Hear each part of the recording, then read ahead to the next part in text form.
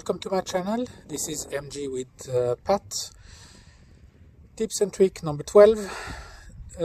An easy way to check up your battery status without having to open the front door and to unlock the mirrors. Some people were concerned about the motors in the mirrors, how long they would last if each time you have to open and close the front doors to check the battery status. So I found an easy trick. It's actually the tailgate. So I will turn the camera so that you can see what I'm thinking of it. Well, again, you need to have your keys in your pocket. So what I'll do, I'll open the tailgate, close the tailgate,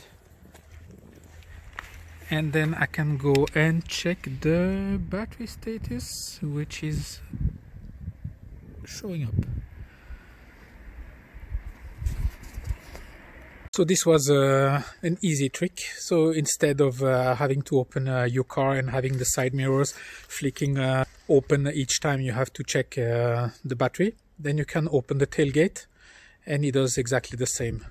The difference is the tailgate doesn't have any motors, so you won't break it as easy as in front, in case you are concerned. So I'm sure the motors are holding a while, but we never know. So thanks for watching, and have a nice day, and see you on the next episode. Bye bye.